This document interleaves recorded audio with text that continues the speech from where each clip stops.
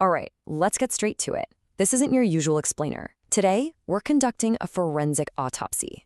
And what's on the table? The so-called donation-based reading economy. We're going to take a scalpel to this whole system, this system of weaponized pain that's being sold off for pocket change. So, let's begin. Right here. This is it. This is the heart of the whole rotten thing, the central thesis of this entire investigation. You take wage theft, you slap a spirituality sticker on it, and watch. People will clap like you're some kind of saint. It's an elegant, parasitic little idea, isn't it? Perfectly engineered to keep real, skilled, spiritual labor cheap, disposable, and yeah, abundant. It's an absolute atrocity hiding in plain sight. And today, we drag it into the light. Okay, every autopsy starts at the crime scene, so we're going straight to the source.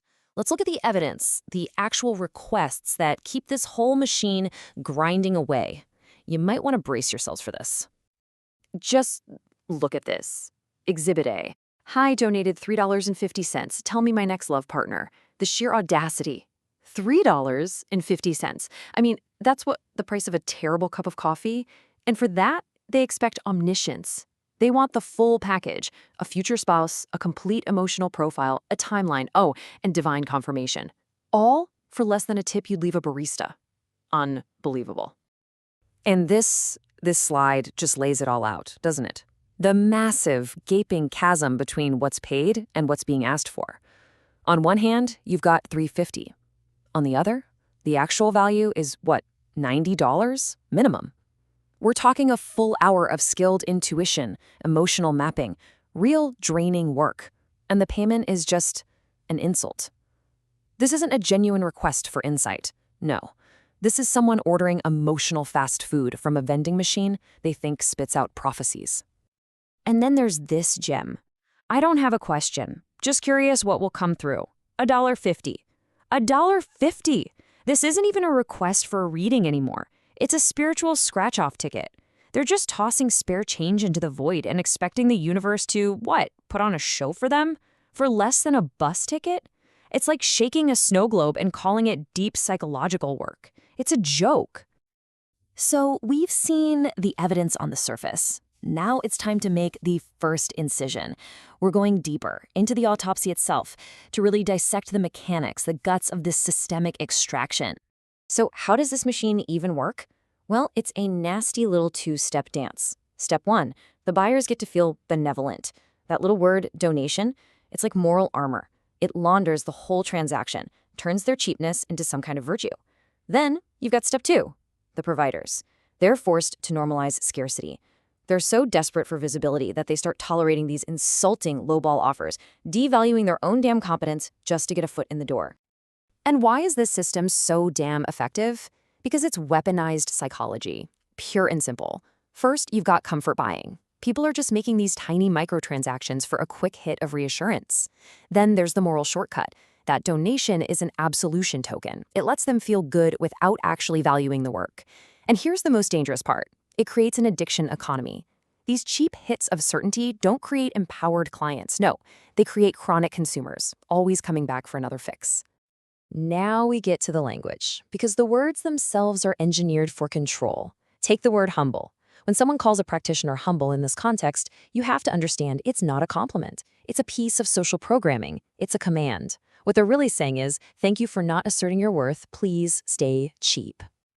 And it's the exact same trick with the word kind. It's praise for not enforcing your boundaries. These words, humble, kind, they're not compliments. They're shackles. They're linguistic leashes designed to train practitioners to believe that low pay equals spiritual purity. It's a total moral inversion, and it's disgusting.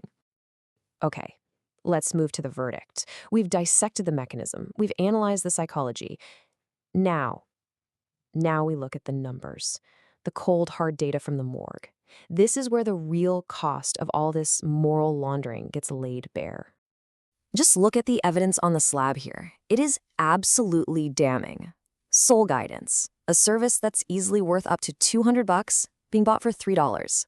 Predicting a future partner, a potentially life-altering insight worth $150 sold for $350. You have to understand this isn't a marketplace. This is a systemic collapse of value, and it's all disguised as generosity. And if you needed one final nail in this coffin, here it is. This chart says it all. The average donation? $2.98. The average reader's worth per hour? Over $100.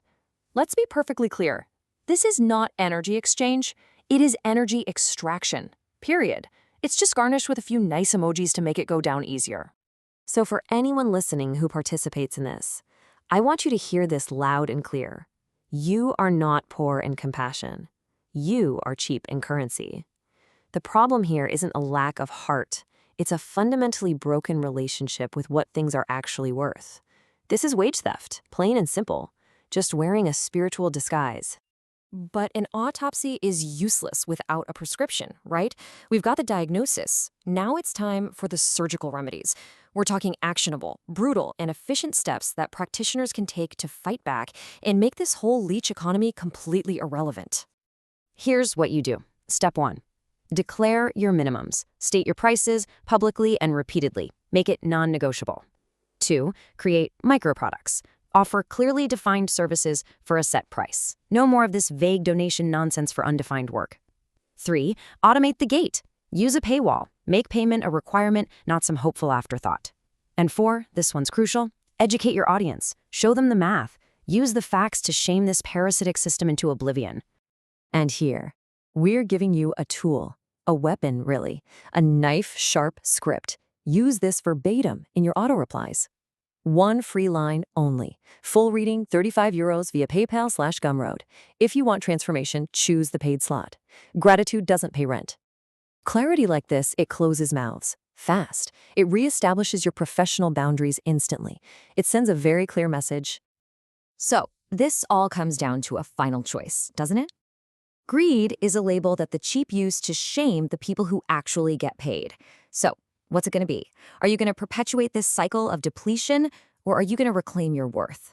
The choice is yours. End of autopsy. Our work is done. We've dissected the system, we've identified the cause of this sickness, and we've given you the remedy. The scalpel is yours now.